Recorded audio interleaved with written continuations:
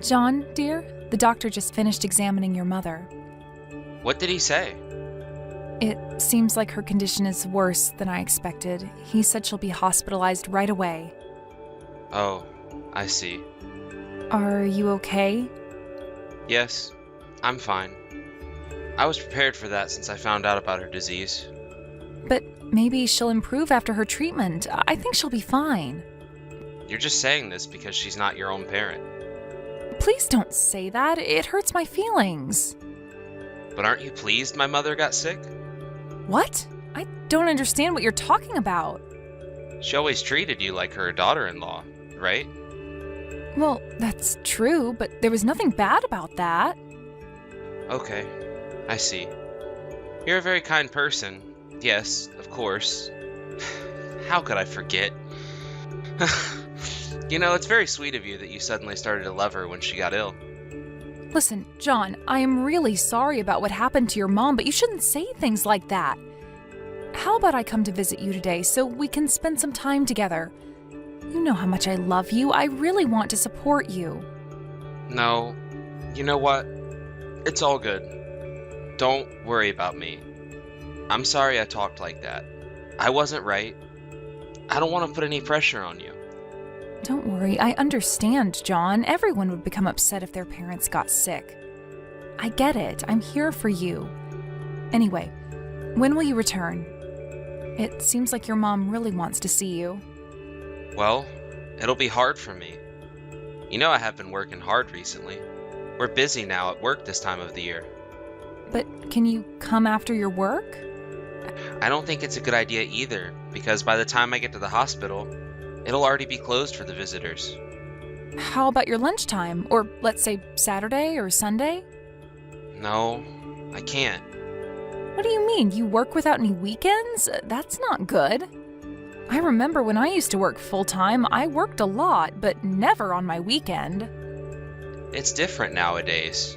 The responsibilities are growing and the salary stays the same. And I need to work hard, otherwise it won't make my ends meet. Okay then. So, you also worked last Saturday, right? I just don't want you to be overwhelmed. You promised me you'll take good care of yourself. Maybe I should switch to a full-time position. What? Who would take care of Mom then? You're right. I'm sorry. You know I'll do anything for you and your mother. Don't be. It's my fault. I shouldn't have blamed you. I'll stay at the hotel tonight. What? But why? I need to be alone and think about everything. I'm trying to clear up my head. Okay, I understand. But don't overthink it. You can call me anytime. If you feel lonely or sad, please call me. Okay, I will. I promise I'll be back as soon as possible. Just need to clear my mind. 2 months later. John, can you please answer to Mom's message at least? I understand you can't come to visit her. I feel sorry for Mom. But I visited her once. Exactly, only once, and she's been in the hospital for about 2 months now. Okay. Please let her know that I'll come to visit her soon in between my work. Okay, I'll let her know tomorrow, but maybe it's better if you text her directly. I'm sure she'll be happy when she receives your text. Okay. Just leave me alone. Don't you understand that I'm tired at work? I'm still at the office. I'm sorry, I understand you're busy. But even the doctor said we should try to spend as much time with Mom as we can while we still have this opportunity.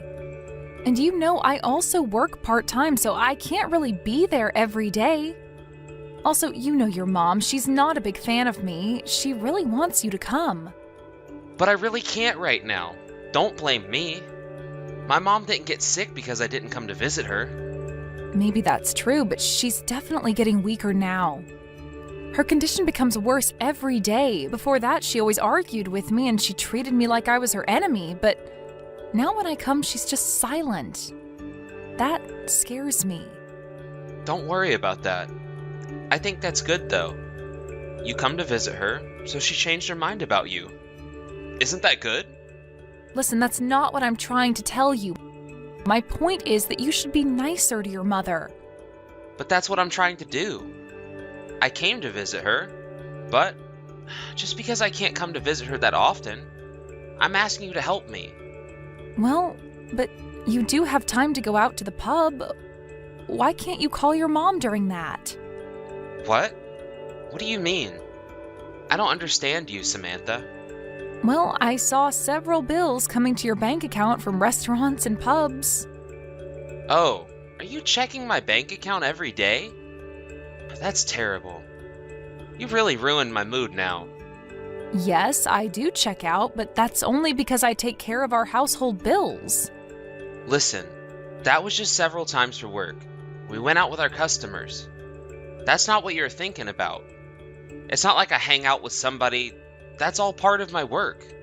Well, that's probably true, but my point is, why don't you make some time and call Mom? She doesn't deserve to be treated like that. Okay. I'll text her. Please, when somebody is sick, the best kind of support they can get is the support from their family. You know that. And that's what the doctor has told me as well. So, what time will you be home today? I'll be home with the last train. Okay, I got it. Will you need a dinner? No, I'm fine. Okay, good luck with your job then. I'll prepare you a bath as soon as you get back home. Be careful. Love you. 1 month later. I will go to a 1-week business trip next week. Next week? What do you mean, the day after tomorrow? What's the rush? But I really don't have a chance. I can't change it. My boss told me to go. But Mom doesn't have much time left. She will be okay. She still feels okay. I'll go to visit her when I come back from my business trip. Please tell that to Mom. It's a little bit annoying she sends me those messages every day. But you don't really answer her messages. I don't really understand that. Well, it's just hard for me to see my mother like that. I do understand your feelings, but it does sound strange for me. Are you really going for a business trip? Did you tell your boss about your mother's illness? Are you suspecting me of something? If you have any complaints about my business trip, you should contact my company. It's annoying every time you complain about my business trips. You know that it's your responsibility to go and visit my mother. I asked you for that. Why are you complaining about that all the time? I'm not complaining, but I really don't understand why you're behaving like this. I told you, I have work to do. I will go to visit my mom as soon as I come back from the business trip, okay? But you always tell me you're going to do that, and then you don't. That's very frustrating, don't you understand? I am telling you, Mom doesn't have that much time left. Even after Mom passes away, the work will continue. What's wrong with me prioritizing the things? But lately, what you do and what you say are totally different things. What is happening with you? I don't recognize my husband. The truth is, you're not worried about your own mother at all. I'm sick with all those fights with you. I am very busy at work every day. It's very stressful and you simply don't understand me. I am worried about my mom's health, but her diseases won't disappear if I'm there 24 hours a day. My presence won't change anything. I don't mean that I want you to be there for that reason. That's not my point. As far as I see it, you just don't care about your mom's feelings. She doesn't have that much time left. Okay, that's enough, really. Even I get sick when I talk to you about that. So you really are going on a business trip, aren't you? Yes, why are you asking? I told you, that's my job. Okay, I got it. I won't ask anymore. Also, please don't make any unnecessary calls while I'm on the business trip. I don't want to be disturbed while I'm working. So if you call me, I won't reply. I won't be able to call you back or my mom either. So please tell her not to bother me. 1 week later. Samantha, I'll be back from a business trip today. It's been a really busy week for me. I'm about to catch a flight and then I'll have to take a taxi from Newark. So I'm going to be there in about 4 hours. Or maybe you'll pick me up from the airport? I can't. I'm at the funeral right now. Funeral? But whose? Your mother's. My mother? Yes, she passed away yesterday. I can't believe that. It's been only 6 months since they found out about her disease. She faded too fast. But I told you her disease was progressing faster than everybody expected. You thought she had a lot of time left, but you were wrong. But Mom said she had more than a year left. Well, it was like that at the beginning, but then the situation changed. You really didn't listen to me at all. Well, I was about to go visit her today.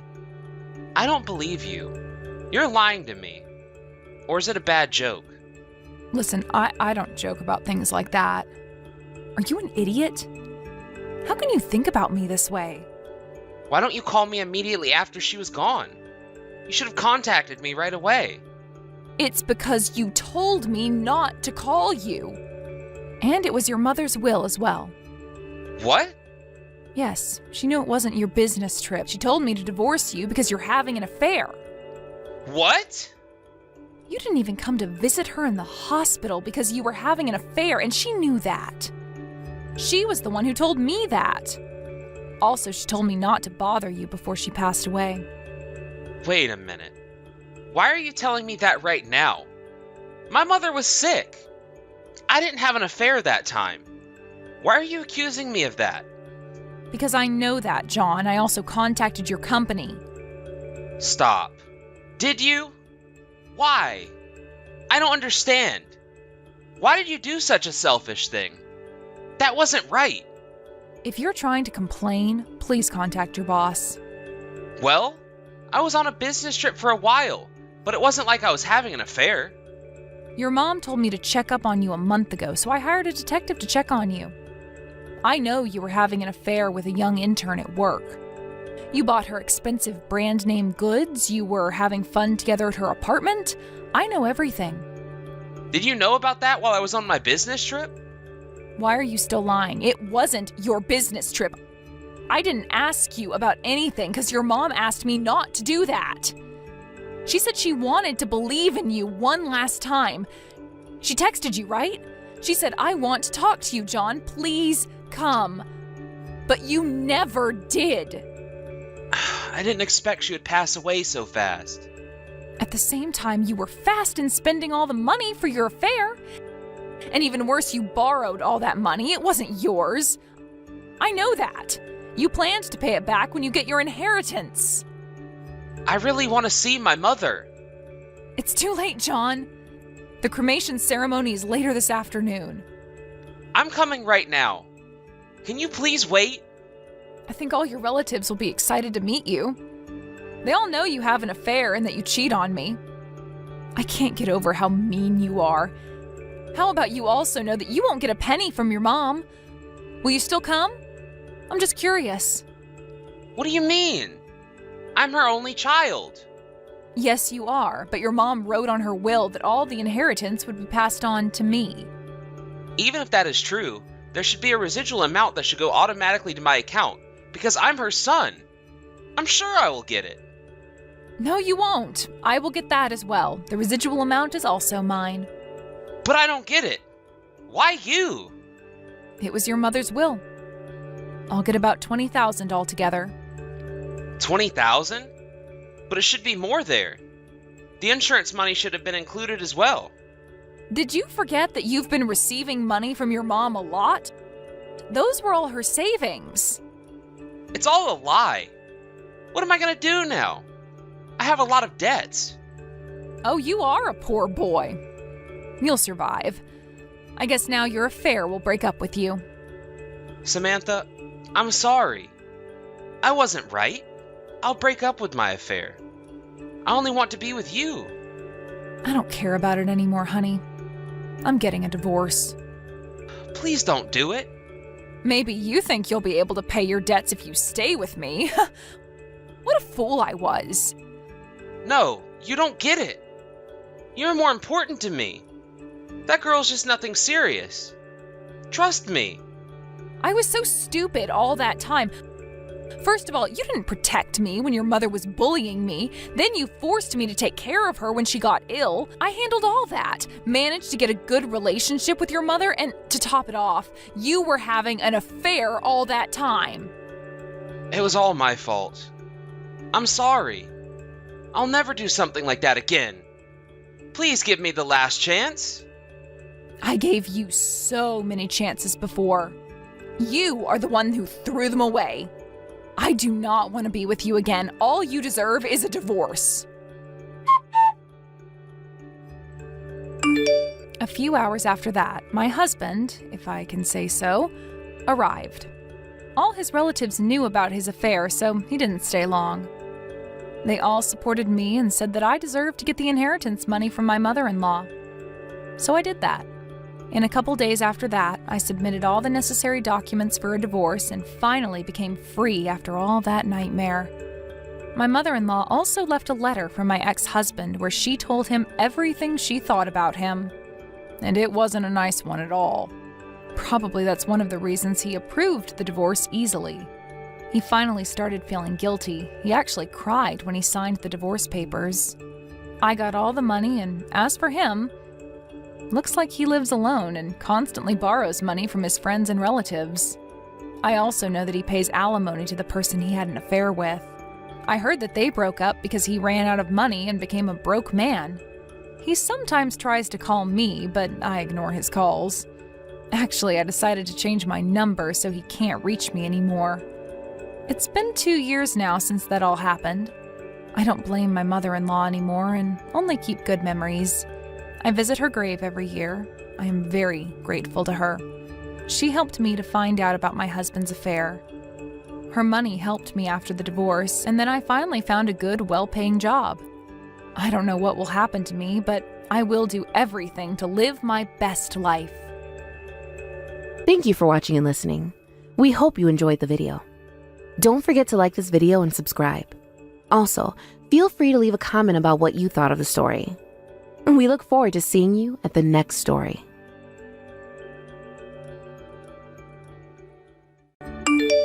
Hello there, Raquel.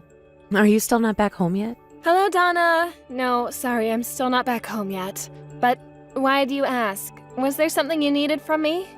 Oh, well, I just happened to be passing by your house, and I noticed that there weren't any lights on inside. But do you have any idea what time it is? Just what are you doing out this late? I see. I didn't know that you were going to be in the neighborhood. But I just got off work and now I'm doing some shopping for groceries. I shouldn't be that much longer. You mean that your job had you working so late? Please don't tell me that you left your little girl at home all by herself. No, nothing like that. I dropped her off at daycare and I already went to go and get her. The daycare closed about an hour ago, so I went to get Opal and then dropped her off at home. But it's good for me, since I'm having to buy more than usual, so the shopping is taking a bit longer than usual. I'll say. I mean, don't you know that it's already 7 o'clock? Someone Opal's age should have recently eaten dinner by now. Don't you know that? Well, I understand your concern, but John and I both work, so typically we just end up eating dinner late. Besides, I think there are plenty of families that don't have dinner till around this time, right? You do know that if you're eating late, then that means you're not going to go to sleep until late, right? And if you don't get to sleep early, then it's going to affect how you work. It's a vicious cycle. Well, I'm sure that no matter what happens, we'll probably end up finishing dinner around 8 tonight. So that will give us plenty of time to get ready for bed, settle down, and have a long sleep. I guess we just don't really worry as much about the precise timing of it like you all do. You really do have an excuse for every little thing, don't you? Finishing dinner at 8 at night is way too late. Well, I'm afraid that's the best we can do since John and I both have work. We usually just can't get home and have dinner ready any earlier. And there have even been some days where we don't eat until later. And keeping your job is that important to you? Do you really want to be in an office more than you want to be at home taking care of your family? I have no idea how you think your little girl is going to grow up okay without her mom at home. I'm really not worried about Opal at all, thank you very much. And I've talked to other couples where both parents work and we sound like we're doing pretty normal. In fact, there are a lot of families like that in my neighborhood, and they are all raising children quite well if I say so. Sure, it might look like they're doing a good job now, but what do you think those kids' futures are going to be like? You better take what I say seriously because I am talking from experience. I learned all about raising a kid while I was raising John. And it is my professional opinion that having both parents work means that the child will always have attitude problems. Donna, I really don't think that's the case here. Besides, I think it's just the norm that both parents work these days. Especially when college is expensive, us working is the only way to set aside money for Opal's future. So I think we kind of have to work in order to raise her right. There you go again, making all your pathetic little excuses. Are you really telling me that you think you know better about raising a child than I do? And just what evidence do you even have that both of you absolutely need to be working? Because to me, it sounds like you're making excuses and aren't ready to fully dedicate yourself to parenting. Okay, well, I appreciate your input, but I think I know what I need to do for my family, thank you. Besides, you do realize that the world has gotten more expensive since you were raising John, right? So I appreciate you sharing your expertise with me, but if I don't make adjustments for the world we live in now, it won't be of much use. And so you're telling me that I'm just some batty old lady who has no idea what she's talking about at all then? I see how you think of me. Donna, that isn't even close to what I said at all. I'm just asking you to acknowledge that circumstances aren't what they were decades ago. Surely that isn't too much to agree on, right? And that's just your way of telling me that you don't care what I have to say because you're going to just do things your own way. Don't you realize that I'm trying to help you all because I care about my family too? I'm worried. Well, what is it exactly that you're so worried about, if I may? I'm talking about Opal, of course. Haven't you noticed how terrible she is at making friends? Not only that, but she is a spoiled, selfish little brat.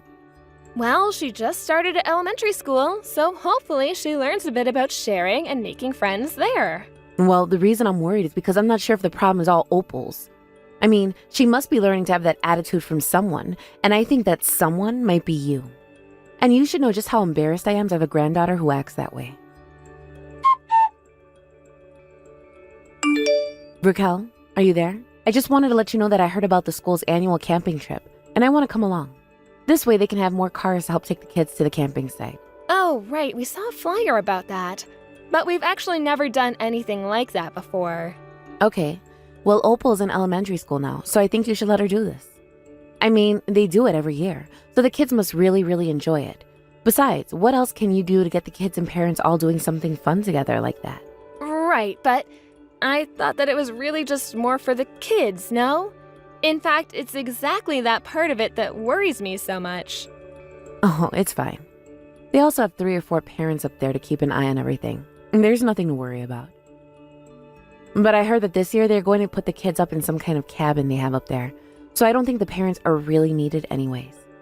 And since Opal is old enough to participate this year, you should totally let her. I know, but I just don't know about it. I mean, what if she starts crying up there because she misses me or John?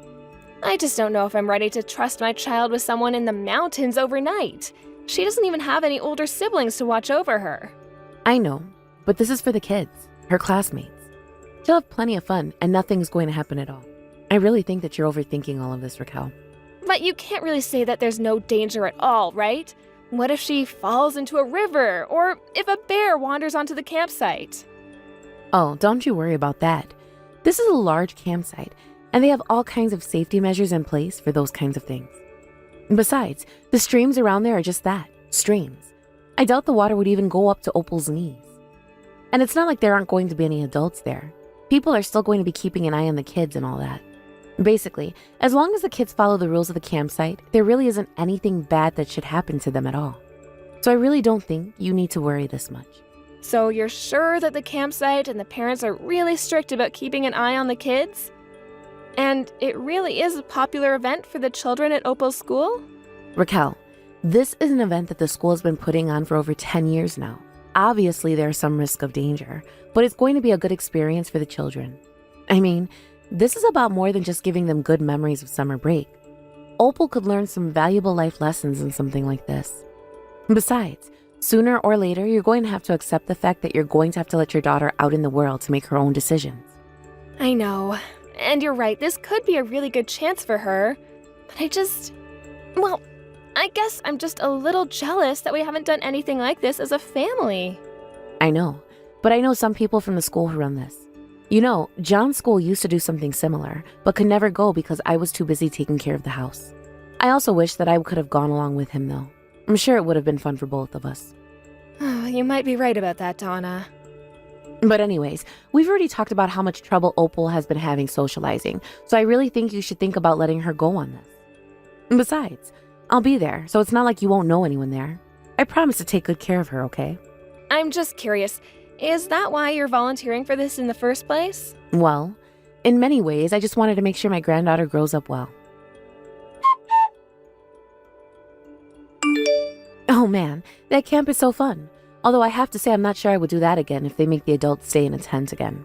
My old body just can't take sleeping in something like that. Well, I'm glad that everything ended well. Anytime I was worried about Opal, I was able to calm myself down telling myself that you were there. So, thank you so much for going and being there for her, Donna. Well, I'm afraid that's it, just as I suspected, and that Opal really is much more shy than her classmates. It was clear that all the other children there were much better behaved and that their parents were raising them right. And yet, Opal couldn't even bring herself to make eye contact with the other campers. It's basically confirmed all my worries about you and John having to work. I see. But surely Opal came out of her shell a little bit, right? You would like to think that, wouldn't you? Well, anyways, I'm just glad that it sounds like there weren't any incidents and that everyone was safe. That's not quite true, actually. You see, I'm still busy disciplining Opal for her attitude. In fact, she's the only one still at the campsite now. Excuse me? Just what do you mean by that, Donna? Well, I mean that no one else there was willing to put Opal in her place. It was all up to me, and I even had to put my hands on her a couple of times. Wait, I'm confused. You're telling me that Opal is still at the campsite? But she's here at home with me. I'm sorry, but that just simply can't be. Well, I don't know what to say. I was talking to her and she said she got a ride home with a different friend, so...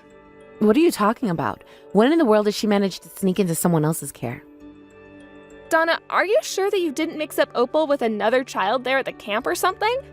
Of course not. Just how stupid do you think I am? I watched her go into the camp toilet with my own eyes.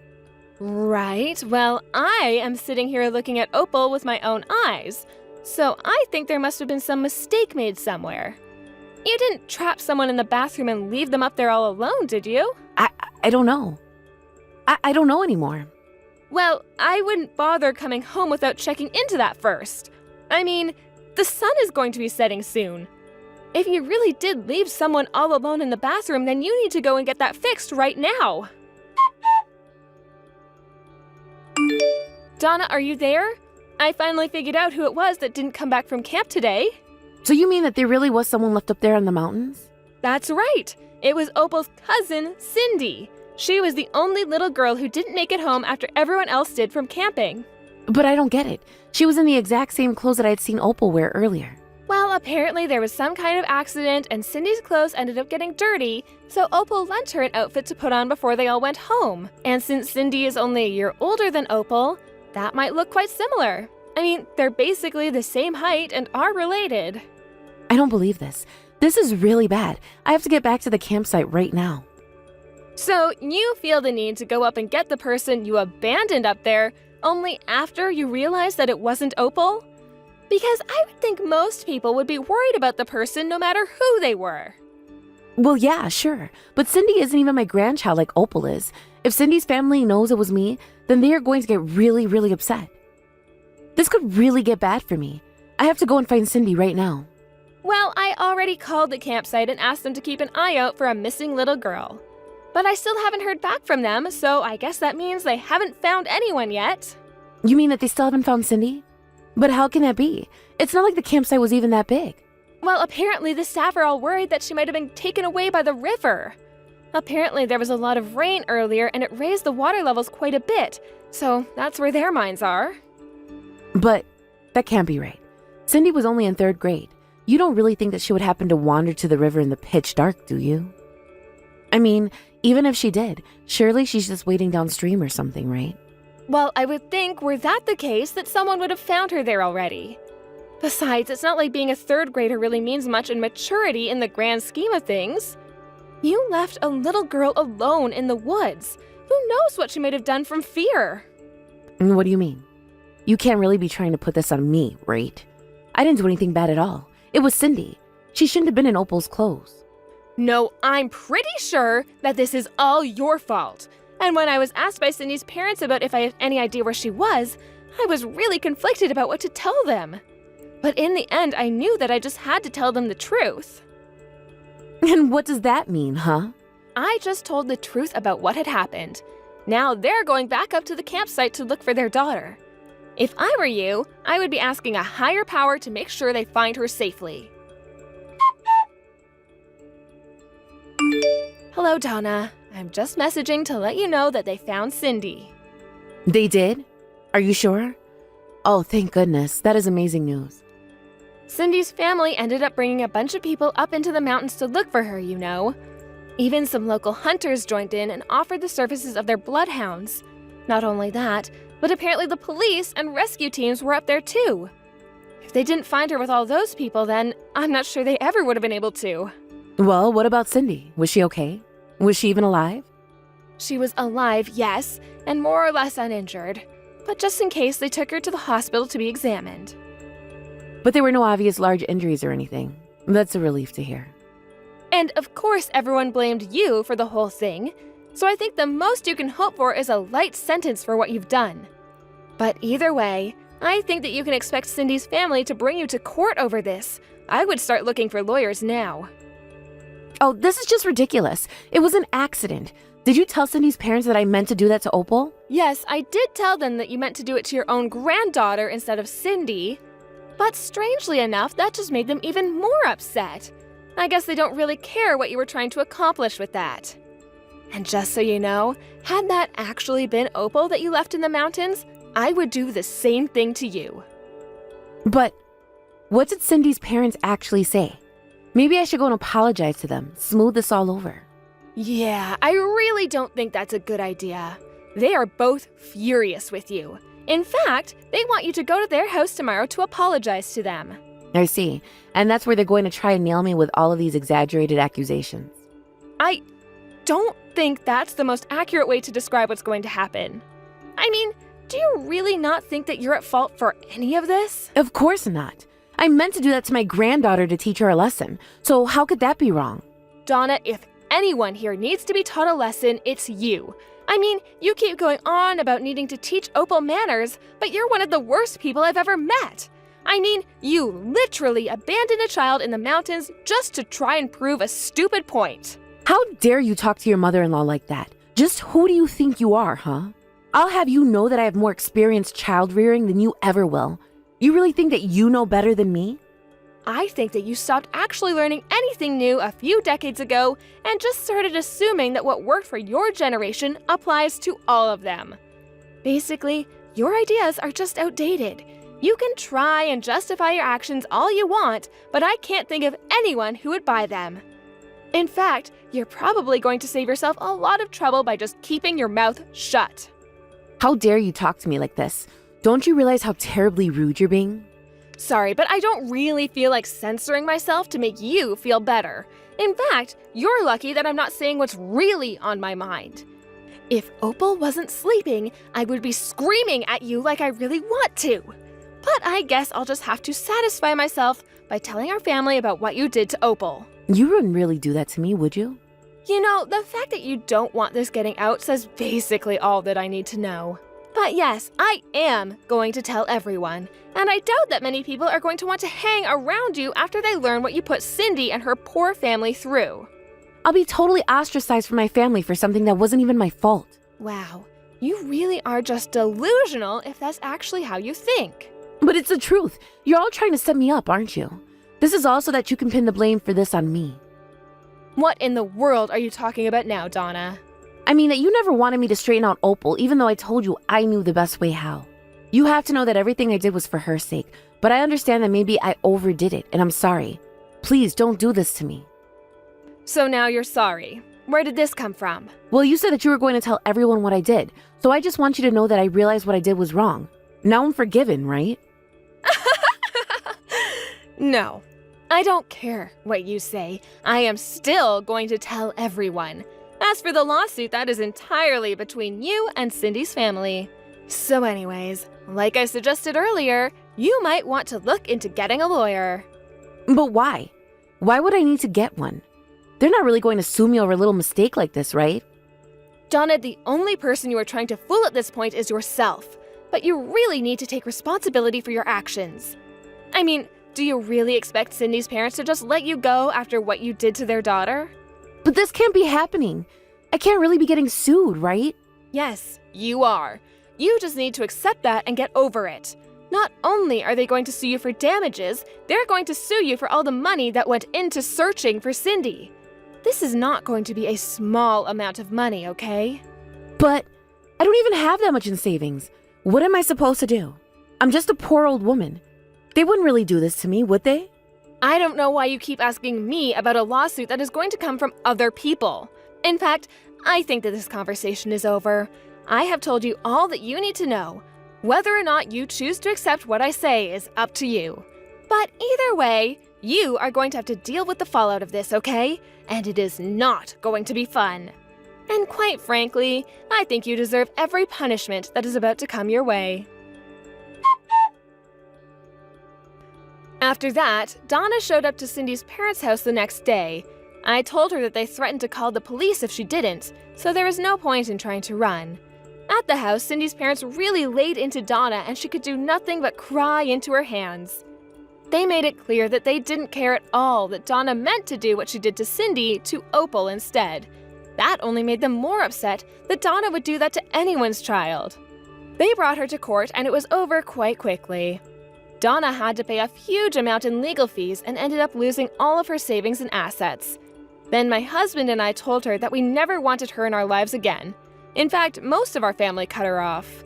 Obviously, this wasn't how we wanted things to go. But ever since Donna stopped coming around, Opal has seemed to be in a much better mood.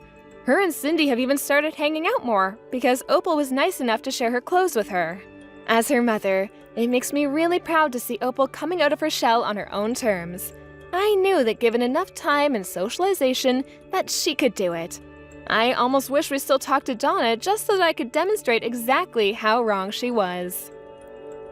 Thank you for watching. If you like this video, please give it a thumbs up and don't forget to subscribe to see more content like this.